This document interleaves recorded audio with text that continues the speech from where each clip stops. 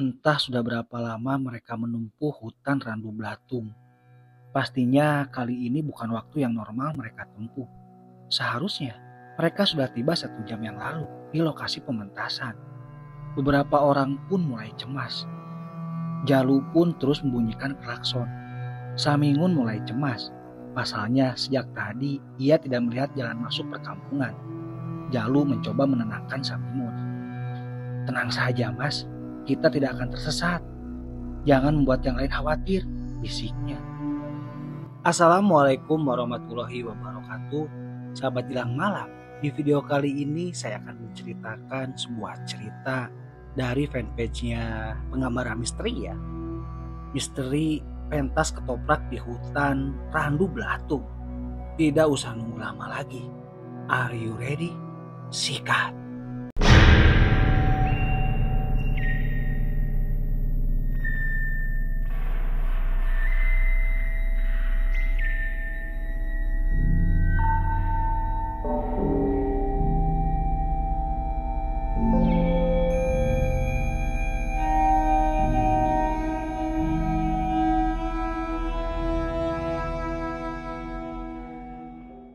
Pohon jati yang begitu luas menjadikan hutan Randu Belatung menjadi salah satu paru-paru di Jawa Tengah.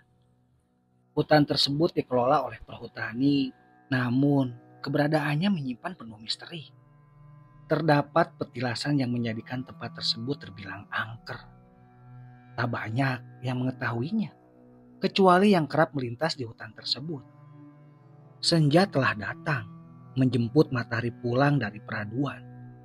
Bima dan rombongan mulai mengemasi barang-barang. Mereka sangat antusias menggelar pementasan ketoprak. Pasalnya ini kali pertama mendapat job manggung setelah sekian lama sepi job. Jalu yang sejak tadi mengemasi barang-barang kembali memastikan tak ada barang yang tertinggal. "Ayo segera berangkat, ini pentas pertama kita, jangan sampai terlambat," teriak Patris. Mereka pun bergegas menuju lokasi. Medan yang mereka lalui nampak menyeramkan. Mereka perlu melintasi hutan Randu Belatung untuk tiba di lokasi. Hujan sempat mengguyur, jalan pun begitu licin. Pandangan pun terlihat samar. Beberapa kali mereka hampir tergelincir. Klakson tak lupa dibunyikan, meskipun tak ada seorang pun yang melintas. Bagi masyarakat di sekitar hutan Randu Belatung, membunyikan klakson merupakan bentuk permohonan izin untuk melintas agar tidak diganggu makhluk gaib.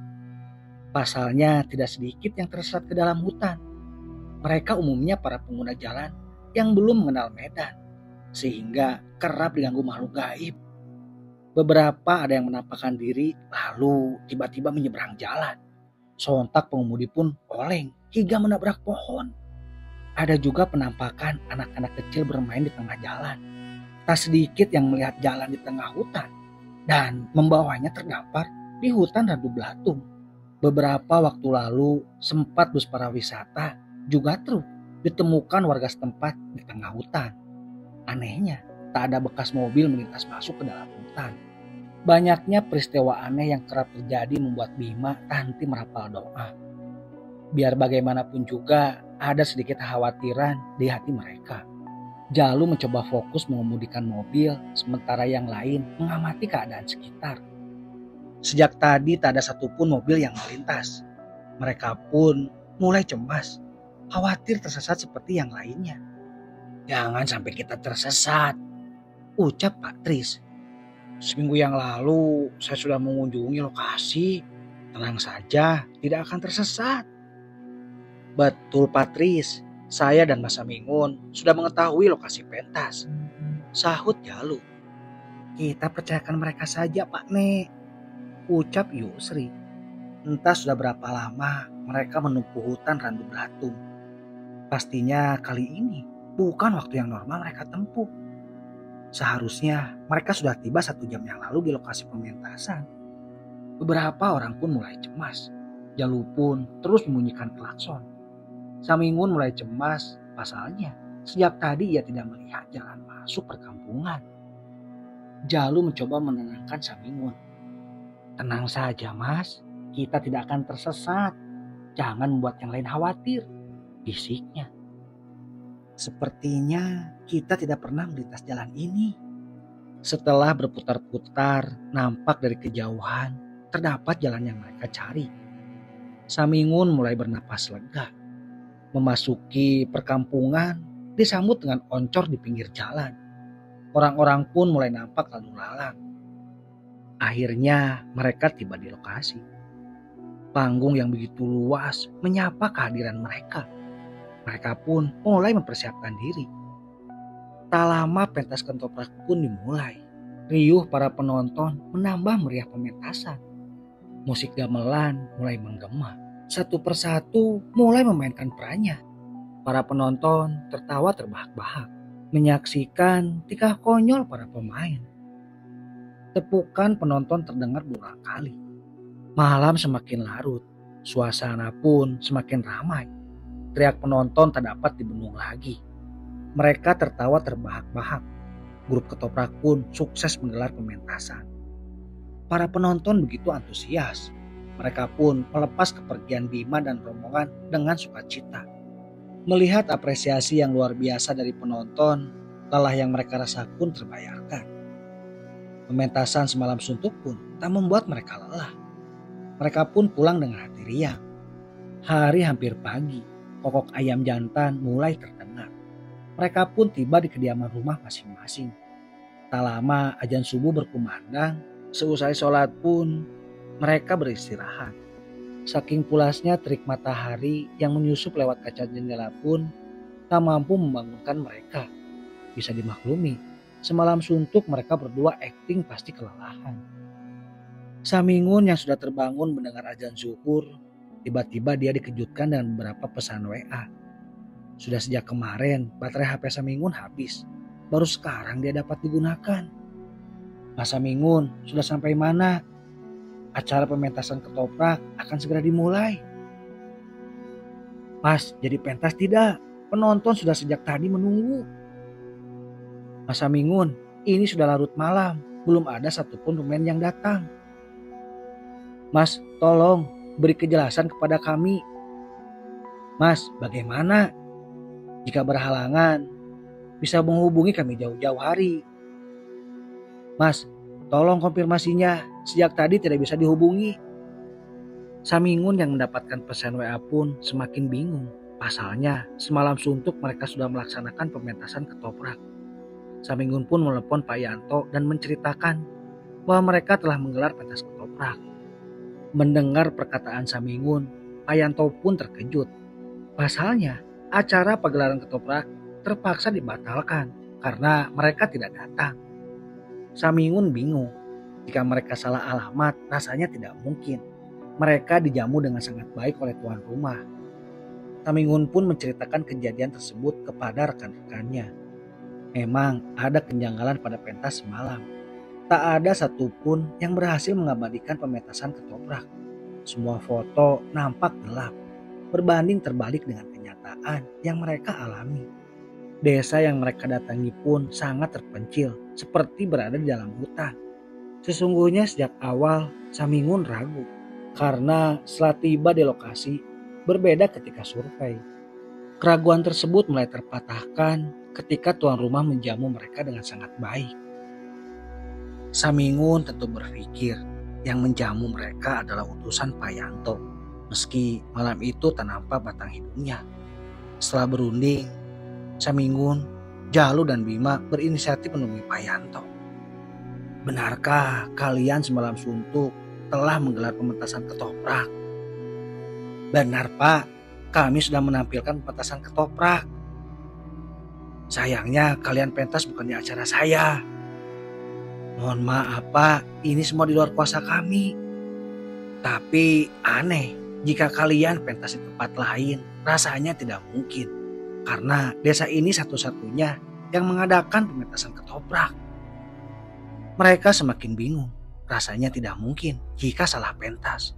Memang sudah banyak sekali yang kerap tersesat di dalam hutan. Mereka sempat berpikir kejadian tersebut merupakan ulah jahil dari penunggu hutan. Pak Yanto akhirnya bisa menerima dengan besar hati. Ketika perjalanan pulang, mereka tiba-tiba teringat perkataan Pak Yanto bahwa Randu Blatung syarat akan mistik. Di tempat tersebut juga banyak terdapat situs yang dikeramatkan. Hal tersebut tentu membuat mereka semakin penasaran. Mereka akhirnya mengunjungi salah satu situs keramat yang bernama Pertapaan Mundu.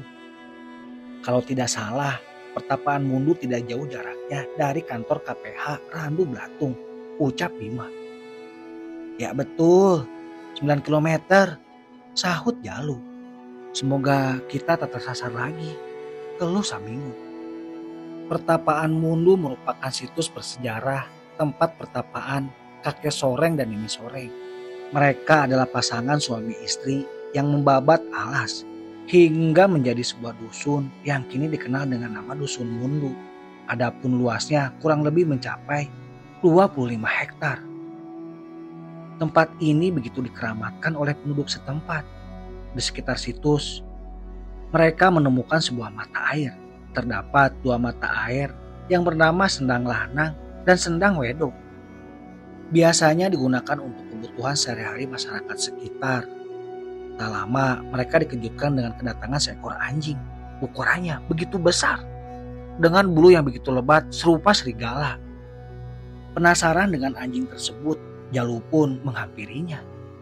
Alangkah terkejutnya, tiba-tiba anjing tersebut tiba-tiba menghilang. Seketika keringat dingin mengucur. Jalu yang begitu terkejut, wajahnya berubah pucat pasi.